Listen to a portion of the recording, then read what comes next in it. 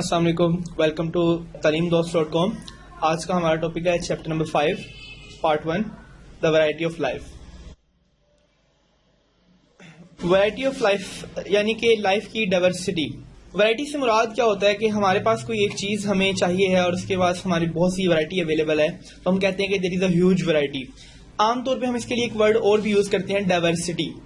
अगर हम अपने इर्द गिर्द नज़र दौड़ाते हैं तो हमें बहुत से प्लांट्स और बहुत से एनिमल्स नजर आते हैं, यानी कि हमें एक ही पौधे की बहुत सी किस्में, बहुत सी नस्लें नजर आती हैं। जैसे अगर आप आम की बात करें तो आम की बहुत सी वैरायटीज आपके पास अवेलेबल हैं। आप माल्टे की बात करें, माल्टे की बहुत सी वैरायटीज आपके पास अवेलेबल हैं। तो इस तरह से हमारे पास इर्द गिर्द में बेतहाशा प्लांट्स हैं, बेतहाशा एनिमल्स हैं और इनकी बहुत सी वैरायटीज भी हमारे पास मौजूद हैं। तो इसे हम कहते हैं जी there is a diversity, animal diversity and plant diversity. तो अगर हम इस डाइवर्सिटी को काउंट करने की कोशिश करें तो हमारे पास 1 मिलियन के करीब एनिमल की स्पीशीज मौजूद हैं और इसी तरह से 0.5 मिलियन 0.5 मिलियन तक हमारे पास प्लांट की स्पीशीज मौजूद है। तो इतने ज्यादा लिविंग ऑर्गेनिजम्स को समझना, उनको पढ़ना, उनको देखना हमारे लिए बड़ा मुश्किल हो जाता है। तो फिर हम आसान रास्ता की तरफ जाते हैं तो हमारे पास क्लासिफिकेशन आती है। हम इन ऑर्गेनिज्म को क्लासिफाई कर देते हैं, हम इनकी ग्रुपिंग कर देते हैं, हम इनकी दर्जाबंदी कर देते हैं। तो हम ऑर्गेनिजम्स को उनकी कैरेक्टरिस्टिक्स की बेस पे क्लासिफाई कर देते हैं। इसे हम कहते हैं जी क्लासिफिकेशन ऑफ लाइफ। जैसे कि आप देख सकते हैं यहाँ पे प्लांट्स को अलग डब्बे में डाल दिया, मैमल्स को अलग डाल दिया, इंसेक्ट्स अलग रख दिए, बर्ड्स अलग रख दिए। तो ये हमने बेसिकली एक सिंपल टाइप की क्लासिफिकेशन कर रहे हैं। तो डाइवर्सिटी की वजह से हम इसकी क्लासिफिकेशन करते हैं।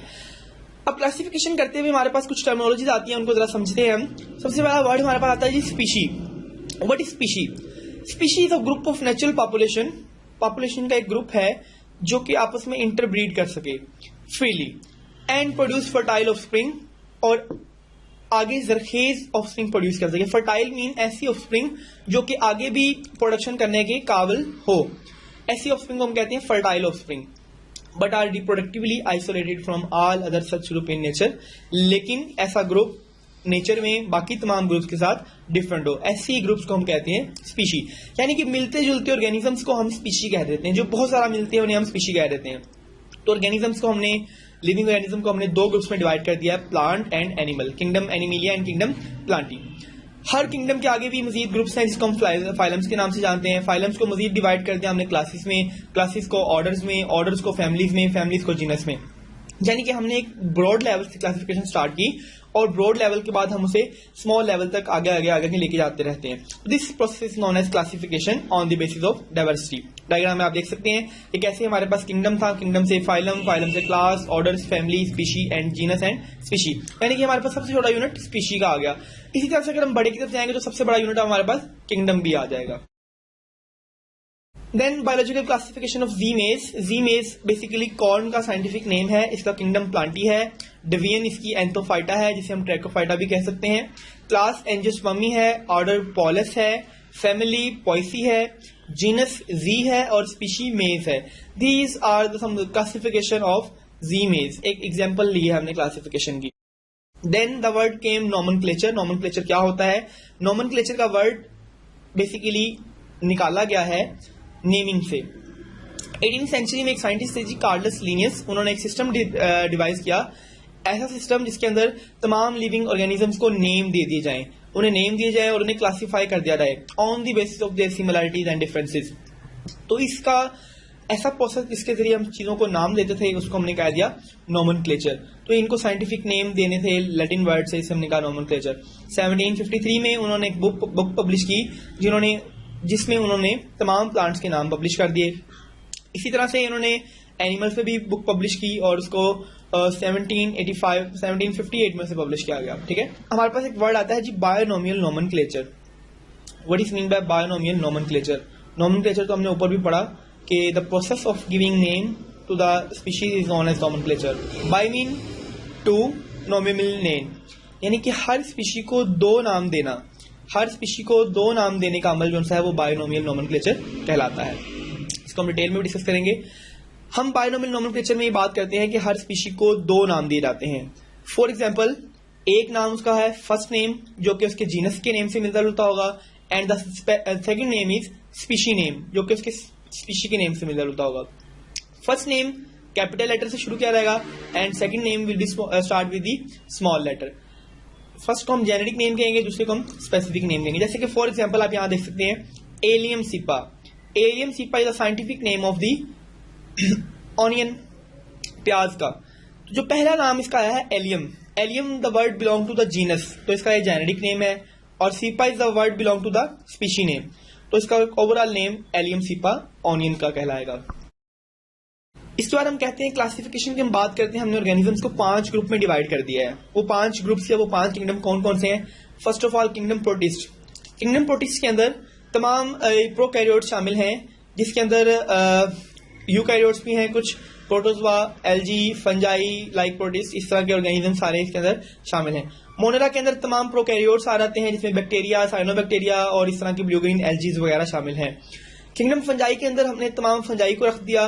किंगडम प्लांट के अंदर हमने तमाम प्लांट्स को, ब्रायोफाइट्स, सैक्योफाइट्स, हर तरह के प्लांट्स को उसमें प्लेस कर दिया। किंगडम एनिमिलिया के अंदर तमाम एनिमल्स को, चाहे वो वर्टिब्रेट्स हैं चाहे वो इनवर्टिब्रेट्स हैं, सिंपल से लेके कॉम्प्लेक्स तक तमाम ऑर्गेनिज्म को हमने इसमें डाल दिया। ठीक है, तो ये बेसिकली सिस्टम था, 5 किंगडम सिस्टम से कहते हैं। रॉबर्ट व्हिटेकर वाज साइंटिस्ट जिसने ये सिस्टम इंट्रोड्यूस करवाया था। 1969 में हमने सिस्टम की क्लासिफिकेशन करके इसको ये दर्जाबंदी दे दी। देन 2 साइंटिस्ट आते हैं जी, Lynn Margulis and Karlene Schwarz.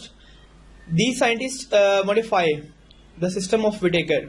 1988 में वो व्हिटेकर के सिस्टम को मॉडिफाई करते हैं और इसको कुछ मॉडर्न बातों की बुनियाद पे क्लासिफाई करते हैं। हर ऑर्गेनिज्म को स्टडी करते हैं, उसकी cellular organization, mode of nutrition, cytology, genetics, organelles of symbiotic origin. इन बातों के पेश नज़र, इन बातों को मद्देनजर रखते हुए वो क्या करते हैं, वो तमाम एनिमल्स को, तमाम ऑर्गेनिजम्स को क्लासिफाई कर देते हैं into the 5 groups. Number 1 group is kingdom Plantae, Animalia, fungi, protista and Monera. लेकिन इनकी एक खास अरेंजमेंट आपको नजर आ रही है। आप देख रहे हैं कि शुरुआत मोनेरा से है, then we are going toward Protista and then Protista is going to the 3 branches known as Plantae, animal and fungi. तो जब आप इनके ऑर्गेनेलिज ऑफ सिम्बायोटिक ओरिजिन की बात करते हैं तो यहीं से गेम शुरू होती है। हम कहते हैं कि तमाम लाइफ वो पहले मोनेरा की फॉर्म में थी, देन मोनेरा से डेवलपमेंट के बाद वो प्रोटिस्टा बने, प्रोटिस्ट से डेवलपमेंट के बाद कुछ प्रोटिस्ट फंजाई बन गए, कुछ एनिमल्स बन गए और कुछ प्लांट बन गए। तो ये तमाम कॉम्प्लेक्स डिटेल आपकी ऑर्गेनाइजेशन, आपकी mode of nutrition, cytology, genetics, जब हम इन तमाम चीजों को स्टडी करते हैं तो हमारे पास इस तरह की क्लासिफिकेशन सामने आ जाती है।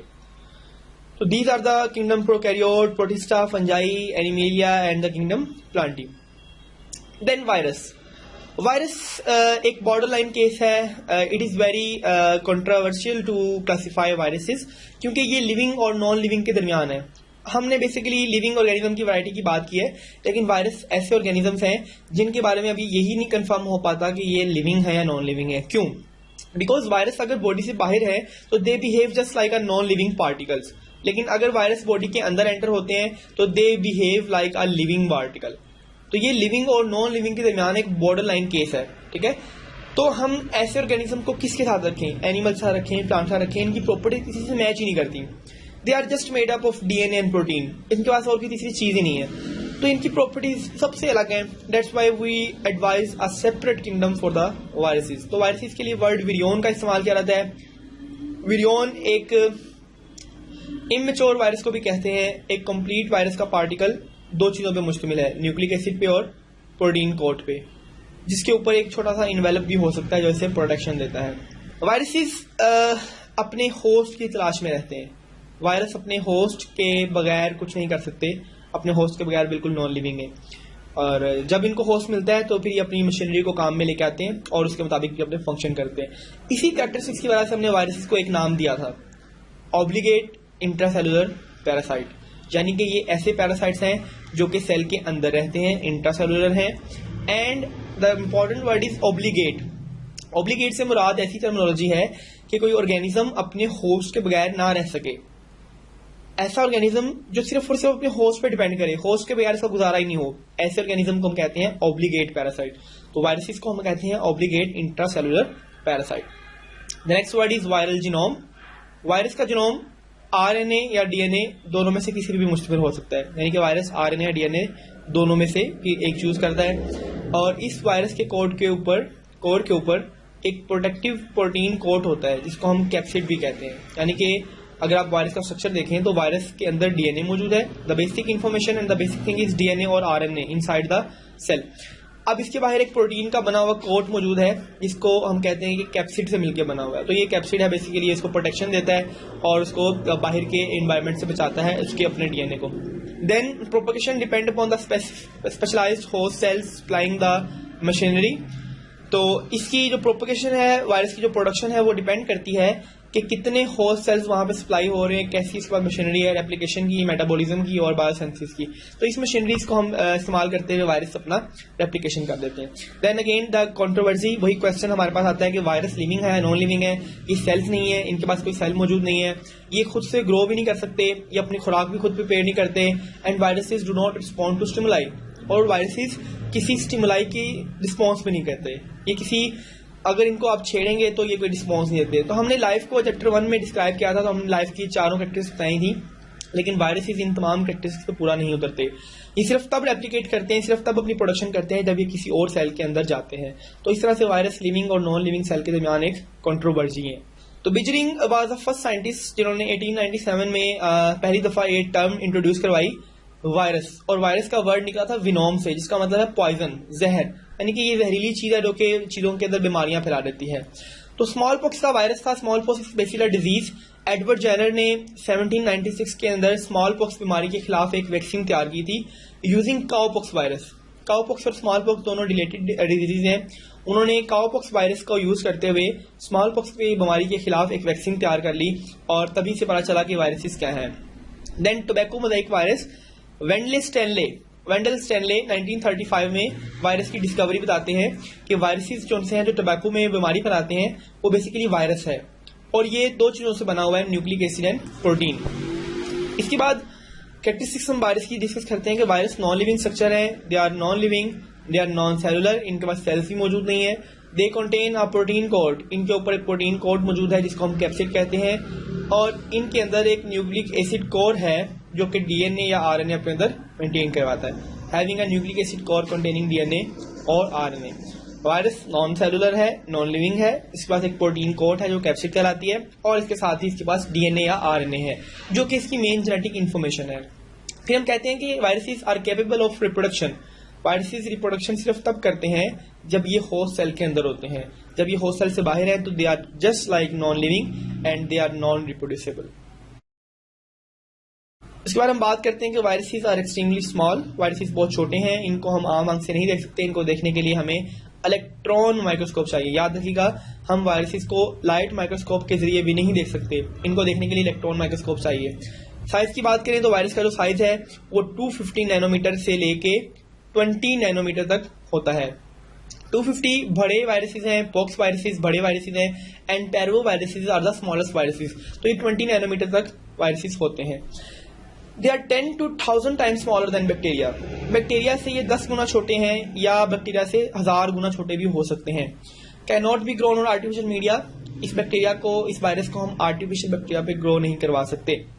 फॉर एग्जाम्पल, बैक्टीरिया को हम सारी फूड मटेरियल देते हैं और उसे हम इजीली ग्रो करवा लेते हैं, लेकिन वायरसेस को हम आर्टिफिशियल मीडियम पे ग्रो नहीं करवा पाते। ये सिर्फ और सिर्फ किसी ऑर्गेनिज्म की बॉडी में ही ग्रो करता है।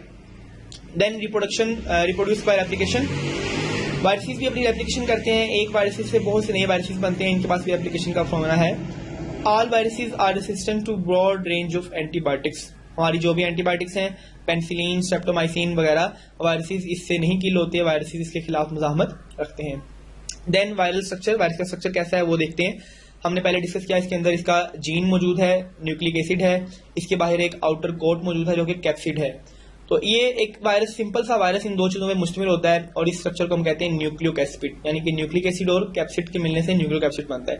These are some envelope on the virus. Virus के बाहर कुछ एक्स्ट्रा चीजें हैं जिसमें अंदर इन्वेलप प्रोटीन है, मेम्ब्रेन प्रोटीन है एंड स्पाइक प्रोटीन है। ये वायरसेस के प्रोटेक्शन के लिए, इनकी डिजाइनिंग के लिए और इनकी पैथोजेनिसिटी के लिए इंपॉर्टेंट है। इनको हम कहते हैं वायरल इन्वेलप।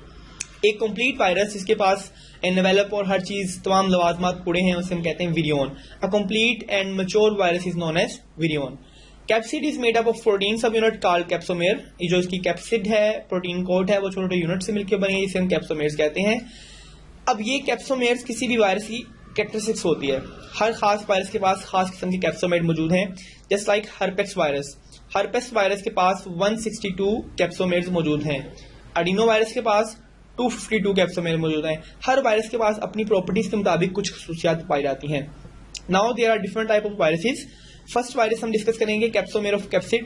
ये आप देख सकते हैं कि एक लंबा सा वायरस है जिसके अंदर आरएनए मौजूद है, बाहर ये प्रोटीन लगी है, एक छोटे छोटे आपको यूनिट्स नजर आ रहे हैं, दीज आर कैप्सोमेर्स। ये कैप्सोमेर्स अरेंज होकर एक पूरा कैप्सिड बनाते हैं। देन डीएनए, वायरस के अंदर डीएनए है और उसके बाहर ये कैप्सोमेर्स मौजूद हैं। तो आपने देखा कि कैसे डीएनए के ऊपर कैप्सोमेर्स मौजूद हैं और इसके ऊपर एक ग्लाइकोप्रोटीन है। This is also a virus, round shape virus है, दरमियान में डीएनए और बाहर कैप्सोमेर मौजूद है और साइड पे स्पाइक्स भी मौजूद हैं इसके। Then this is a bacteriophage, this is very important virus, this is a bacteriophage. आप देख रहे हैं कि ये इसका हेड है, हेड के साथ ये लॉन्ग टेल लगी हुई है, टेल के साथ टेल फाइबर्स या जिसे आप लेग्स भी कहते हैं, और इस हेड के अंदर डीएनए मौजूद है। ये वायरस बेसिकली बैक्टीरिया पे इफेक्ट करता है और बैक्टीरिया को डिफेक्ट कर देता है। ये इनकी इलेक्ट्रॉन माइक्रोस्कोपिक पिक्चर्स हैं। ये वायरस है और ये उसकी इलेक्ट्रॉन माइक्रोस्कोपिक पिक्चर है। ये भी एक वायरस है और उसके इलेक्ट्रॉन माइक्रोस्कोप में इस तरह से नजर आता है। इन्फ्लुएंजा वायरस है, ये एडिनो वायरस है और ये टोबैको मोज़ेक वायरस है। ये तमाम वायरस के हाइपोथेटिकल स्ट्रक्चर्स हैं ये वाले, और these are the microscopic views of the viruses. Then different shape of viruses, viruses की डिफरेंट शेप्स हैं। वायरसेस राउंड शेप के हो सकते हैं, स्पेरिकल शेप के हैं। वायरसेस पॉलीहेड्रल है, poly mean many and hedral mean faces. आप देख सकते हैं ये वायरसेस फेस हैं, this is one face, this is other face, this is other face. तो ये तमाम फेसेस मिलकर पॉलीहेड्रल वायरस बनाते हैं। This is the helical virus and this is the tadpole like virus. तो ये डिफरेंट वायरसेस के शेप्स हैं। देन प्रियॉन्स, वायरसेस की हम बात करें तो साथ में एक और चीज का भी जिक्र आता है, रेडिस prions. Prions are also infection particles, और ये वायरसेस से भी एडवांस समझे जाते हैं बिकॉज ये सिर्फ और सिर्फ प्रोटीन्स के बने हुए हैं। They are just made up of protein, इनके पास आरएनए या डीएनए वाली इंफॉर्मेशन भी मौजूद नहीं है। ऐसे ऑर्गेनिज्म को हम कहते हैं प्रियॉन्स। कोई न्यूक्लिक एसिड नहीं है, हाईली हीट रेसिस्टेंट, हीट से बच जाते हैं, हीट को बर्दाश्त कर लेते हैं। Animal disease that effect nervous tissues, ऐसी बीमारियां कॉज करते हैं जो कि हमारे दिमाग को और हमारे नर्वस टिश्यूज को डैमेज कर देती हैं, हमारे नर्वस टिश्यूज को डैमेज करते हैं। बोवाइन स्पॉन्जीफॉर्म एनसेफेलाइटिस, ये बीमारी है बीएससी जो कि मैड काउ डिजीज कराती है, ये प्रियॉन्स कॉज करते हैं। सिक्राइपीज कॉज करती है शीप में, और इसी तरह की डिफरेंट बीमारियां हैं जी। गुरु एंड क्रुट्सफ्लेट जैकॉब डिजीज ह्यूमंस में भी कॉज करता है। तो ये कुछ खतरनाक बीमारियां हैं जो प्रियॉन्स कॉज करते हैं। प्रियॉन्स ऐसे ऑर्गेनिज्म हैं जो कि सिर्फ प्रोटीन्स के बने हुए हैं, इनके पास कोई इन्फॉर्मेशन डीएनए की शक्ल में भी नहीं है, तो इनको एक बड़ा एक अजीब सा ऑर्गेनिज्म कंसिडर किया जाता है। Then bacteriophage, bacteriophage are viruses. आपको बताया गया ये ऐसे वायरसेस हैं जो बैक्टीरिया पे अटैक करते हैं, इसीलिए टेडपोल शेप के हैं, इसीलिए इनका नाम है bacteriophages. Phages mean eater, eat up, यानी कि बैक्टीरिया को खाने वाले। तो बैक्टीरियोफेजिस बैक्टीरिया पे अटैक करते हैं, बैक्टीरिया को खा जाते हैं। Viruses that attack bacteria were discovered by Twort and d Herelle. D Herelle और टॉर्ट ने इस पे काम किया और 1915 में और 1917 में ये डिफरेंट तरह के बैक्टीरियोफेज इन्होंने डिस्कवर किए। और डिस्कवर कहाँ से किए थे? ये बैक्टीरिया के इंटेस्टाइन में रहने वाले बैक्टीरिया की मदद से इन्होंने डिस्कवर किए, जो कि सेवेज में पाए जाते हैं। बैक्टीरिया ईटर या बैक्टीरियोफेज दो डिफरेंट फॉर्म में पाए जाते हैं। नंबर 1 क्यूबिकल, या तो ये क्यूब शेप के हो सकते हैं या फिर ये हेलिकल शेप के हो सकते हैं। ये इनके स्ट्रक्चर हम आगे देखते हैं। This is a structure of T4 bacteriophage. T4 bacteriophage है, इसके पास एक हेड लाइक स्ट्रक्चर है, एक इसकी टेल है लंबी सी और ये टेल के फाइबर्स हैं। These are for landing and this is the tail fibre. इसके इस हेड के अंदर डीएनए या आरएनए जो भी इसका न्यूक्लिक एसिड है वो इसके अंदर मौजूद होता है। और दिस इज द कॉलर जो कि टेल को हेड से अटैच करती है, and this is the neck. This is whisker जो कि इसके स्ट्रक्चर देती है, and this is tail tube and tail pins वगैरह, इसका तमाम एक मुकम्मल मॉडिफिकेशन है।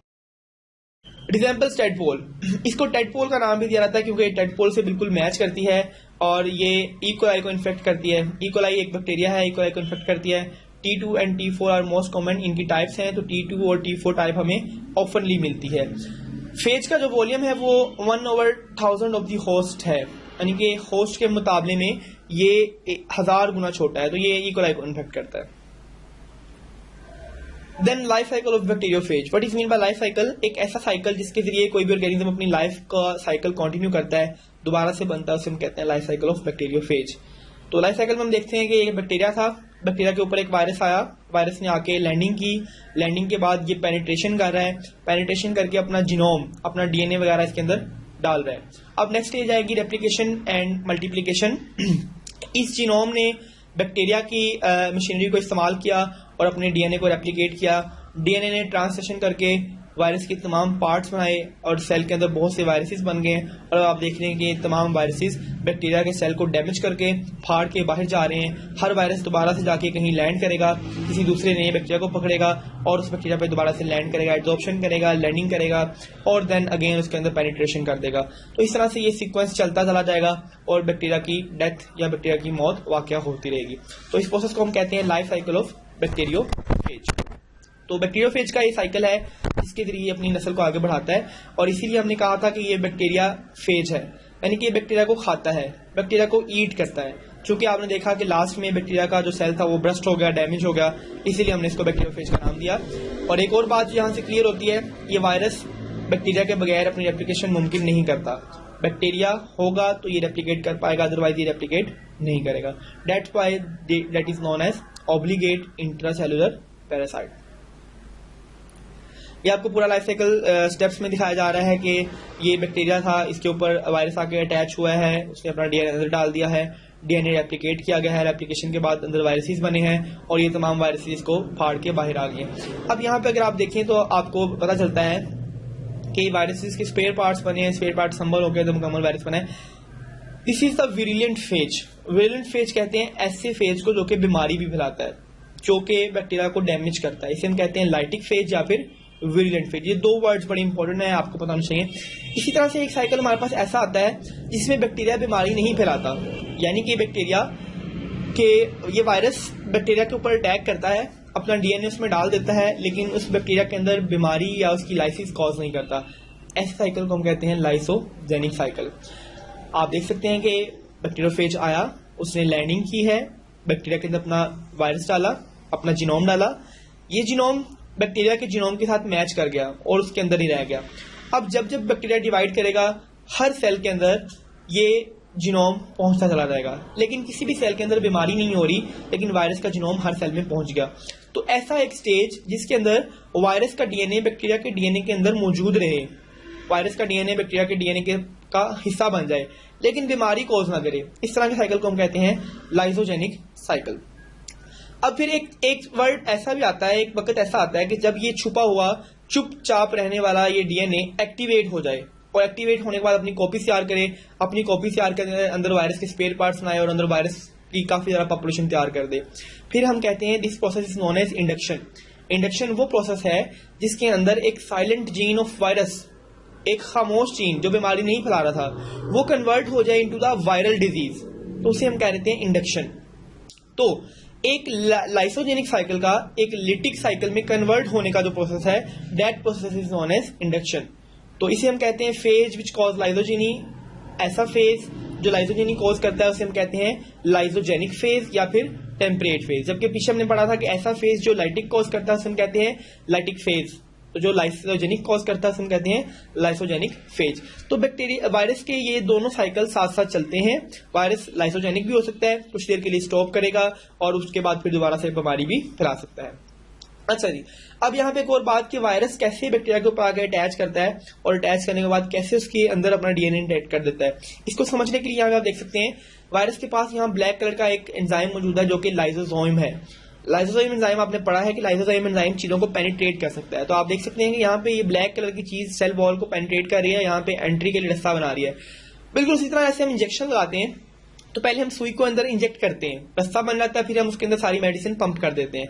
इसी तरह से वायरस अपने एंजाइम्स को पंप करता है अंदर, लाइसोजाइम एंजाइम, ये बैक्टीरिया की सेल वॉल को डाइजेस्ट कर देते हैं, यहाँ एक रास्ता बन जाता है, एक होल बन जाता है और फिर इस होल के जरिए वायरस अपना तमाम डीएनए इसके अंदर पहुंचा देता है।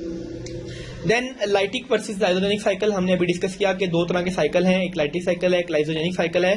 लाइटिक साइकिल में अगर आप देखें तो जब वायरस बैक्टीरिया के ऊपर आता है तो बैक्टीरिया को बीमार कर रहा है, बैक्टीरिया को फाड़ के उसमें तमाम वायरसेस बन के निकल रहे हैं और एंड पे बैक्टीरिया मर गया है, ठीक है।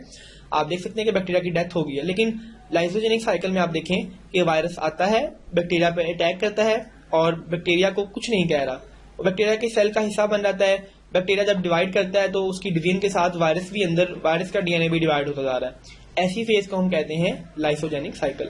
और ऐसी फेज को जिसमें बैक्टीरिया को तबाह करके वायरस अपनी कॉपी तैयार करके बाहर निकलता है, वेट नहीं करता, उसे हम कहते हैं लाइटिक साइकिल।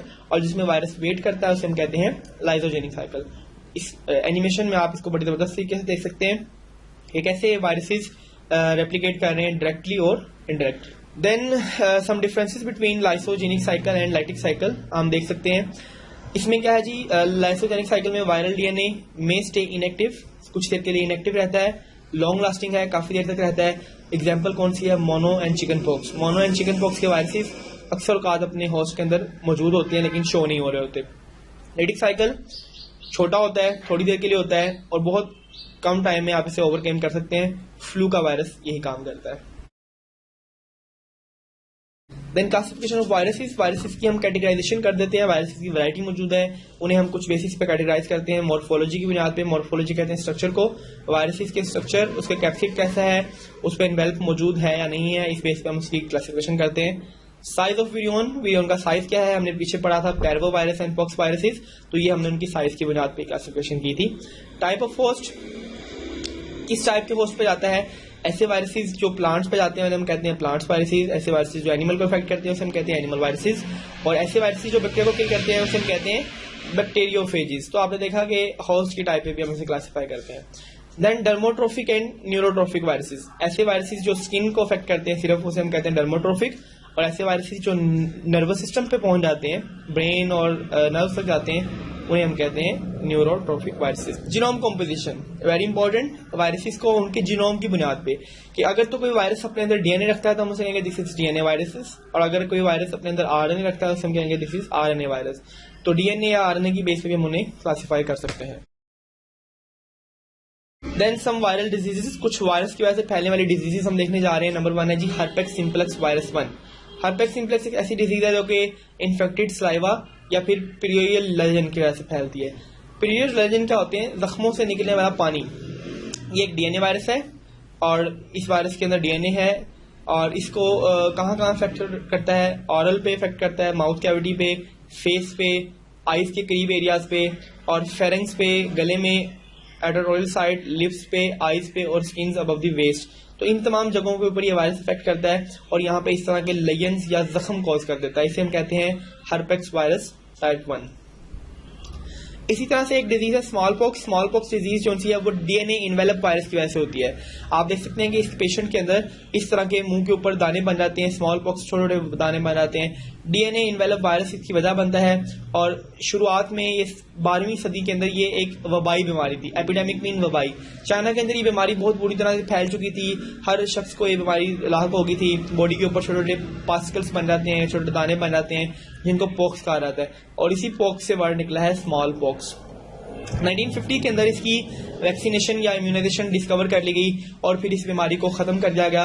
1918 के अंदर वर्ल्ड हेल्थ ऑर्गेनाइजेशन WHO ने डिक्लेयर किया कि इस बीमारी को हमने वैक्सीनेशन की मदद से दुनिया से खत्म कर दिया है।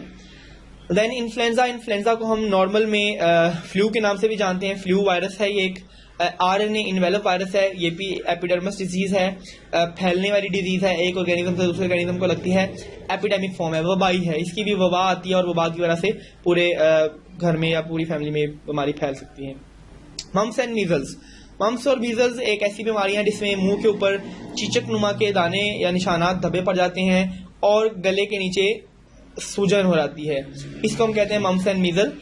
ये वायरस बिलोंग करता है पैरामेक्सो वायरस, वायरस इसका एक ग्रुप है पैरामेक्सो वायरस, ये वायरस वहां से बिलोंग करता है। लार्ज इन्वेलप आरएनए वायरस है और दिस इज आल्सो कॉन्टेगियस डिजीज, छूने की मदद से फैलती है डिजीज, छूत की बीमारी है, और समटाइम ये फेडल भी होती है, बहुत कम होता है कि ये फेडल हो जाए और जानलेवा साबित हो। 60% जो अडल्ट होते हैं वो इससे इम्यून होते हैं, उनमें ये बीमारी नहीं हो पाती क्योंकि वो पहले ही इसके अंदर अपनी इम्यूनिटी रखते हैं। मीजल्स अक्सर बचपन में पाई जाती है, कॉमन चाइल्डहुड डिजीज है और अडल्ट के अंदर कम ही पाई जाती है। It develop immunity in its victim, एक दफा जब ये हो जाए तो अपने शिकार के अंदर, अपने पेशेंट के अंदर इम्यूनिटी पैदा कर देती है, और ये उन बीमारियों में से एक बीमारी है जिसको हम कहते हैं कि अगर किसी को एक दफा हो जाए तो दोबारा वो बीमारी नहीं होती, ठीक है, तो इसको हम कहते हैं mumps and मीजल।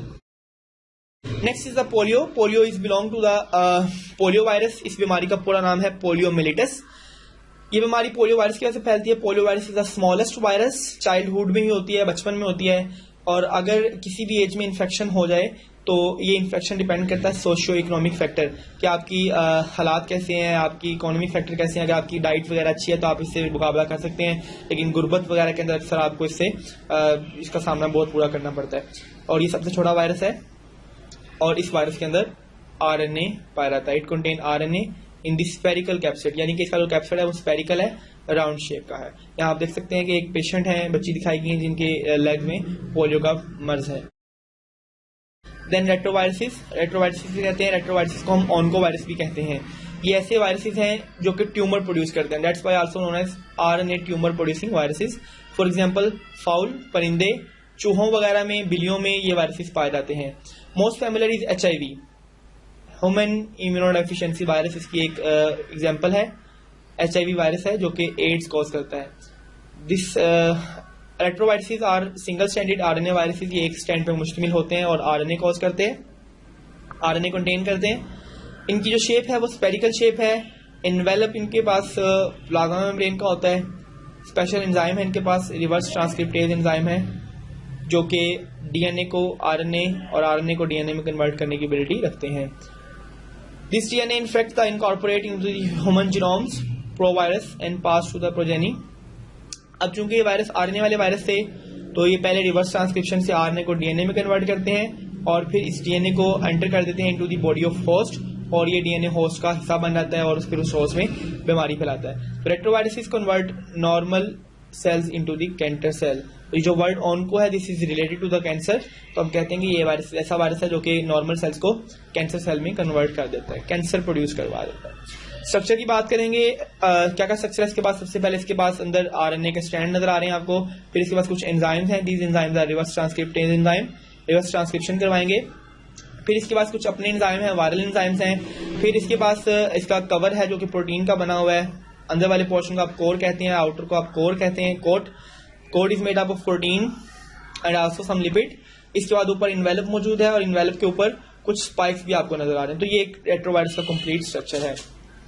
Then AIDS, aid is known as acquired immunodeficiency syndrome, और सबसे पहले 1980s के अंदर यंग्स मेल में डिस्कवर किया गया था, नौजवान लड़कों में।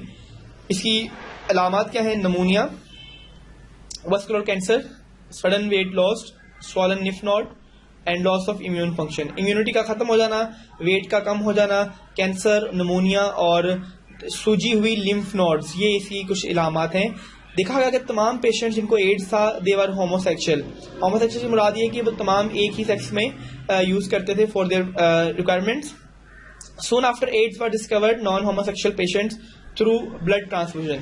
तो देखा गया कि ऐसे पेशेंट्स जिनको एड्स था उनसे नॉन होमोसेक्सुअल पेशेंट्स में भी एड्स ट्रांसफर हो सकता है, दो तरह की चीजों से, ब्लड ट्रांसफ्यूजन से, यानी कि ब्लड देने और लेने से, या फिर सेक्सुअल कॉन्टैक्ट के या सिरिंज के जरिए भी ये चीजें सारी ट्रांसफर हो सकती हैं। 1984 में HIV के वायरस को आइडेंटिफाई किया गया, Pasteur Institute in France, technology USA में, अमेरिका में इसको किया गया। The major cell infected by HIV is T lymphocyte। T lymphocyte वो सेल है जो कि इससे इन्फेक्ट होता है। Major component of immune system को डिस्टर्ब कर दिया जाता है। T lymphocyte जब इन्फेक्ट हो जाएगा तो उससे पर्सन की इम्यूनिटी भी डैमेज हो जाती है। HIV is basically host specific, ये वायरस सिर्फ अपने होस्ट पे ही इफेक्ट करता है और ये दो तरह के होस्ट रखता है। ये ना सिर्फ इंसानों को इफेक्ट करता है बल्कि ये मल्टीप्लाई करता है मोंकीज के अंदर। मोंकीज के अंदर ये अपनी अमाउंट को बहुत ज़्यादा बढ़ाता है और इंसानों के अंदर जस्ट ये बीमारी कॉज करता है। ये ट्रांसमिट होता है through sexual contacts and blood transfusion और ब्रेस्ट फीडिंग के जरिए ट्रांसफर होता है। HIV के अगेंस्ट वैक्सीन तैयार की गई हैं और ये वैक्सीन एक्सपेरिमेंटल लेवल्स पे हैं। एक्सपेरिमेंट्स के बाद ये साउथ अफ्रीका वगैरह में प्रूव की जा रही हैं। ये आपको दिखाया जा रहा है एक वायरस का स्ट्रक्चर। वायरस किन चीज़ों पे मुश्तमिल है? इसके पास HIV का RNA है, एंजाइम्स हैं, कैप्सिड हैं और ग्लाइकोप्रोटीन्स हैं और इसके पास एक इन्वेलप भी मौजूद है। ये एक मुकम्मल भरपूर स्ट्रक्चर है किसी भी एक RNA वायरस का। Then life cycle of HIV। HIV कैसे इफेक्ट करता है, इसका पूरा एक लाइफ साइकिल है। आप देख सकते हैं कि कैसे एक वायरस आता है, वो एक होस्ट सेल के ऊपर इफेक्ट कर रहा है और अपना DNA या अपना RNA उसके अंदर डाल रहा है। इसके पास एंजाइम्स हैं, रिवर्स ट्रांसक्रिप्टेज एंजाइम्स हैं। ये एंजाइम्स अपने इस RNA को DNA में कन्वर्ट करेंगे और ये DNA होस्ट के DNA के साथ इनकॉर्पोरेट करेगा और इस होस्ट का जो DNA है वो आपके इस न्यूक्लियस की वजह से इफेक्टेड हो जाएगा। अब इसके अगेंस्ट RNA तैयार किया जाता है और ये RNA दोबारा से वायरस के स्पेयर पार्ट तैयार करेगा और ऐसे बहुत से वायरस बन के बॉडी से बाहर तैयार किए जाएंगे। तो आपने देखा कि एक वायरस के आने से बहुत से वायरसेस का बनना, this is the life cycle of HIV। Then hepatitis is also a viral disease. It is related to the inflammation of liver. ये भी वायरस की वजह से होती है। लीवर का इन्फ्लेमेट हो जाना, इसकी वजूहात क्या हैं? इसकी कुछ वजूहात हो सकती हैं इन्फेक्शन, वायरल इन्फेक्शन, बैक्टीरिया का इन्फेक्शन, फंगस, पैरासाइट्स, ये तमाम चीज़ें इसको कॉज करने की वजह बन सकती हैं। देन नॉन इन्फेक्शियस, ऐसी हेपेटाइटिस जो किसी इन्फेक्शन के बगैर हो जाए, अल्कोहल की वजह से हो जाता है, ड्रग्स के यूज़ के, ऑटो इम्यूनिटी की वजह से या मेटाबॉलिक डिसऑर्डर की वजह से भी हेपेटाइटिस हो सकता है। लेकिन हमारा जो यहाँ मेजर कंसर्न है वो वायरस की वजह से, हम वायरल इन्फेक्शन पे फोकस करते हैं। ऐसा हेपेटाइटिस जो कि वायरस ए की वजह से होता है, HIV की वजह से हम कहते हैं hepatitis A, hepatitis B virus, hepatitis C virus, D virus and hepatitis E virus. Hepatitis E virus के जो सोर्सेज हैं वो पिग हैं, और भी बहुत से इसके सोर्सेज होते हैं। रूट ऑफ ट्रांसमिशन, वायरसेस कैसे ट्रांसमिट होते हैं? Vertically, horizontally. वर्टिकली ऐसा ट्रांसमिशन है जो कि mother, if the mother is patient, तो उस मदर से उसके बेबी में या फीटस के अंदर भी ये वायरस ट्रांसफर हो सकता है। This is known as vertical transmission. Horizontal transmission, ऐसा वायरस जो कि एक पर्सन से दूसरे पर्सन में कॉन्टेक्ट के थ्रू जाए, थ्रू कट्स, थ्रू जख्म सोर्स और through injection and skins and through sexuality. This is known as horizontal transmission of the virus.